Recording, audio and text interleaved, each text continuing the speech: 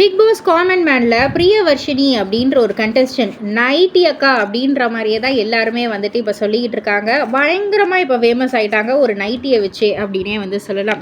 So promo கூட சமீபத்தில் வெளியிட்டிருந்தாங்க இல்லையா.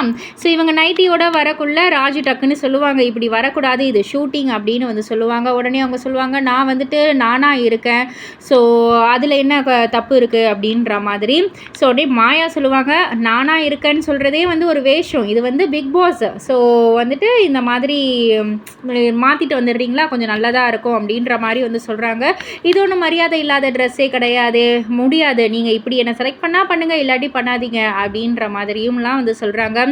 உடனே ஆரியும் கொஞ்சம் வந்து காட்டமாக சொல்கிறாரு, இடம் பொருள் ஏவல்னு ஒன்று இருக்குது இல்லையா அப்படின்ற மாதிரி வந்து கேட்கக்குள்ள, என்ன இடம்னு ஒன்று இருக்குது, நான் என்ன டேஷாவாக வந்திருக்கேன், நைட்டி போட்டு தானே வந்திருக்கேன் அப்படின்ற மாதிரி வந்து அவங்க வந்து கேட்குறாங்க. ஸோ இதுக்கு மேலே வந்துட்டு ஒன்றும் சொல்கிறதுக்கு இல்லைன்ற மாதிரி ஓவியா அவர்கள் எண்ட் ஆஃப் தி ஜேர்னின்னு சொல்லிட்டு ஒரு ரெட் கார்டு காமிச்சிருவாங்க இல்லையா.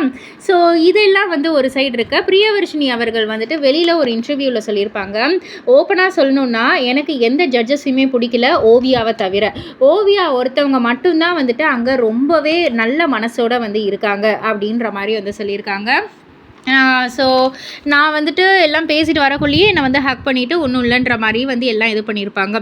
ஸோ நான் வெளியில் வந்ததுக்கப்புறம் ஓவியா மேம்க்கு நான் இன்ஸ்டாவில் நான் வந்து மெசேஜ் பண்ணியிருந்தேன், மேடம் நான் தான் வந்துட்டு பிரியவர்ஷினி நைட்டியில் வந்தேன் இல்லையா, ஸோ நீங்கள் வந்துட்டு என்னை அனுப்பின விதம் வந்துட்டு எனக்கு ரொம்ப ரொம்ப பிடிச்சிருந்துச்சு, எனக்கு என்னுடைய அம்மாவை வந்து ஞாபகப்படுத்துச்சு, எங்கள் அம்மாவுக்கு வந்து உங்களை ரொம்ப ரொம்ப பிடிக்கும், நீங்கள் பண்ணதுக்கு என்னுடைய ரெஸ்பெக்ட், நீங்கள் பண்ணது எனக்கு அப்படியே என் அம்மா மாதிரியே இருந்துச்சு அப்படின்ற மாதிரி வந்து சொல்லியிருப்பாங்க. அதற்கு ஓவியா அவர்களும் வந்து ரிப்ளை பண்ணியிருப்பாங்க, நீங்கள் பேடாக ஃபீல் பண்ணாதீங்க, இது வந்து ஜஸ்ட் ஒரு கேம் ஷோ தான், ஸோ இதை வந்து டேக் இட் ஈஸியாக வந்து போயிடுங்க, அண்ட் எப்போவுமே ஒரு ஃப்ரெண்டாக உங்களுக்கு என்ன வேணுமோ என்னை வந்து நீங்கள் காண்டாக்ட் பண்ணலாம் அப்படின்ற மாதிரி ஓவியா வந்து மெசேஜ் பண்ணியிருப்பாங்க.